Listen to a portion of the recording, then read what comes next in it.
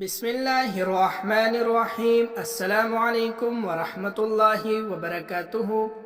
روزانہ وظائف سننے کے لیے ہمارے چینل کو سبسکرائب کریں۔ ایک شخص نے رات کو یہ آیت 7 بار پڑھا تو اس کے ساتھ کیا معجزہ ہوا، یہ جان کر آپ بھی پڑھنے پر مجبور ہو جائیں گے۔ معزز سامعین، آج کا وظیفہ جو آپ کے لیے میں لے کر حاضر ہوا ہوں، یہ بہت ہی لاجواب وظیفہ ہے، جو کہ سورۃ الرحمن کی ایک آیت کا وظیفہ ہے۔ بہت سے پیاری آیت کا وظیفہ ہے، جس کا اللہ تعالیٰ نے اس سورت میں بار بار تکرار فرمایا ہے۔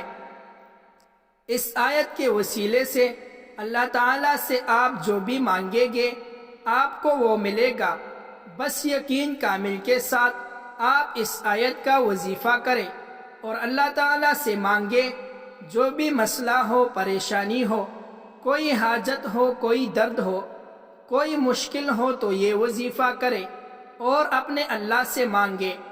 یاد رہے کہ ایک مسلمان کو چاہیے کہ ہمیشہ اللہ تعالیٰ سے ہی مانگا کرے اور اللہ تعالیٰ ہی کے سامنے اپنے ہاتھ کو پھیلائے، جو عطا کرنے والا ذات ہے، جو ہر وقت اس انتظار میں ہوتا ہے کہ کب اس کا بندہ اس سے سوال کرے گا، اس سے دعا مانگے۔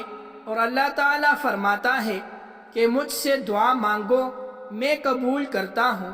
اور بندہ جب اپنے رب سے مانگتا ہے تو اللہ تعالیٰ اس کو عطا بھی فرماتا ہے، لیکن یہی بندہ جب اپنی پریشانیوں کا ذکر اللہ کے علاوہ کسی اور سے کرتا ہے تو پھر اللہ تعالیٰ اس پر فقر بیچتا ہے اور اس کو اسی کے حوالے کر دیتا ہے جس کے سامنے یہ اپنے درد کو بیان کرتا ہے یا کرتی ہے۔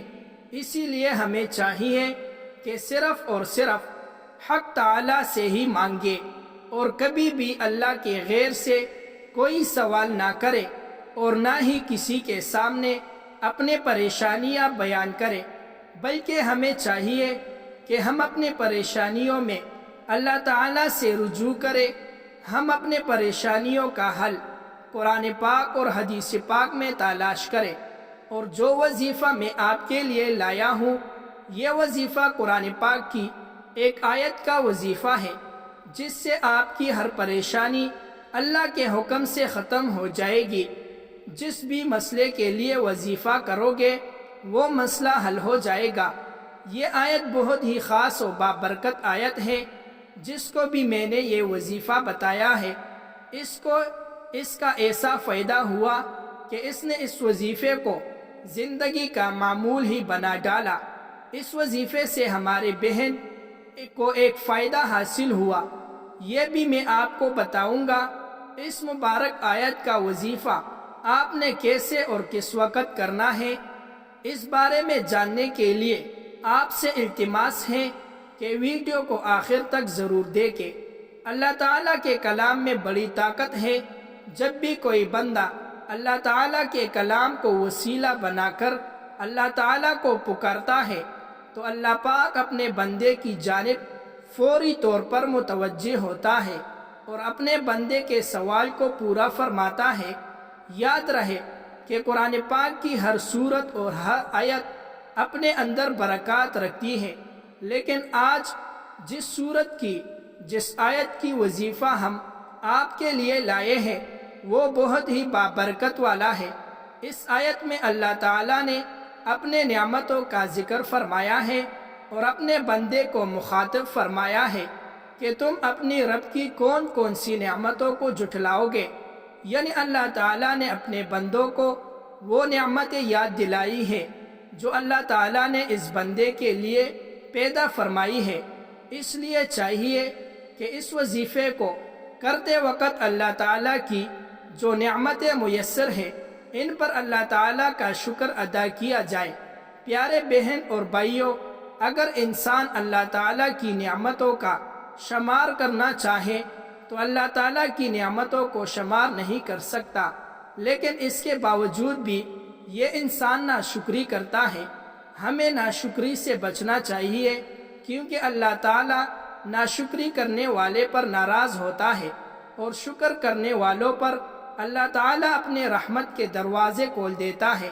محترم سامعین، اس سے پہلے کہ ہم آپ کو اس وظیفے کا طریقہ بتائیں، آپ کو ہم اپنی ایک بہن کا میسج سناتے ہیں جو انہوں نے ہمیں اپنے واٹس ایپ کیا تھا، جس میں ہماری اس بہن نے اس وظیفے سے حاصل ہونے فوائد کے بارے میں بتایا۔ ہماری اس بہن کا یہ میسج آپ انہی کی زبانی ملاحظہ فرمائیں۔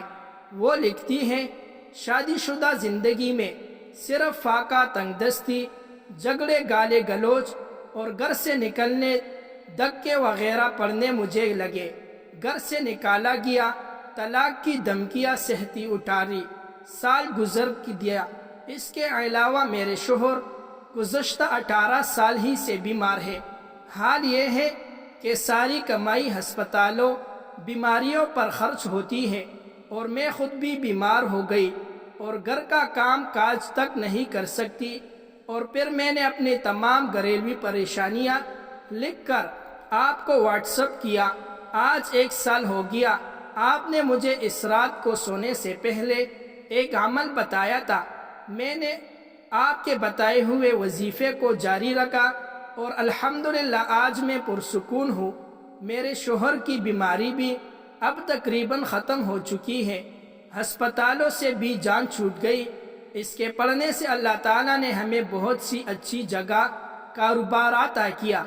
اس وظیفے سے ہمیں وہ کچھ ملا جو میں سوچ بھی نہیں سکتی تھی۔ ایک اور مسئلہ تھا، میری بیٹی ڈاکٹر بننا چاہتی تھی۔ اس وظیفے کی برکت سے اسے لاہور میں ایک میڈیکل کالج میں داخلہ مل گیا۔ ایک دن اچانک مسئلہ کھڑا ہو گیا کہ ہاسٹل کی انتظامیہ نے میری بچی پر الزام لگایا کہ یہ کسی لڑکی کے ساتھ بھاگنا چاہتی تھی، حالانکہ میری بیٹی میں ایسی کوئی بات نہیں تھی۔ انہوں نے میری بچی کو ہاسٹل سے نکال دیا۔ میں بہت پریشان تھی۔ میرے شوہر شک بھی بہت کرتے تھے، اگر ان تک یہ بات پہنچ جاتی تو وہ نہ جانے کیا کیا کرتے۔ میں نے بس اسی وظیفے کو پورے یقین اور توجہ کے ساتھ پڑھنا شروع کیا۔ اللہ تعالیٰ نے غیبی مدد فرمائی اور میری بیٹی کے متعلق ان کی غلط فہمی دور ہوئی۔ انہوں نے معذرت کی اور 2 دن بعد میری بیٹی صحیح سلامت بحفاظت گھر آ گئی اور مجھے ساری صورتحال بتائی۔ اس وظیفے کی بدولت اللہ ہمیشہ میرے اور میرے گھر والوں کی اور میری بیٹی کی عزت، مال اور جان کی حفاظت فرماتا ہے۔ یہ تھا اس وظیفے کی برکت۔ ابھی ہم چلتے ہیں اپنے وظیفے کی طرف۔ آپ نے رات کو سونے سے پہلے اپنی انگلیوں کے پوروں پر 71 مرتبہ سورۃ الرحمن کی یہ آیت پڑھنی ہے، فَبِأَيِّ آلَاءِ رَبِّكُمَا تُكَذِّبَانِ۔ اول و آخر 1 مرتبہ درود ابراہیمی پڑھ لے۔ وظیفہ مکمل کرنے کے بعد رب العزت سے دعا مانگ لے۔ اس عمل کو آپ صبح کے وقت بھی کر سکتے ہیں، یعنی رات کے ساتھ ساتھ صبح بھی اس عمل کو کرے، اور جب بھی کسی مشکل میں پھنس جائے تو اس آیت کا ورد شروع کرے، انشاءاللہ بہت فائدہ ہوگا۔ اور اس کے ساتھ ساتھ رات کو سوتے وقت ایک آیت اس طرح پڑھ لو، مستجاب الدعوات بن جاؤ گے، جو مانگو گے منٹوں میں ملے گا۔ اگر یقین نہیں تو 2 دن کے اندر اس کے معجزات دیکھ لو گے۔ فَاللَّهُ خَيْرٌ حَافِظًا وَهُوَ أَرْحَمُ الرَّاحِمِينَ۔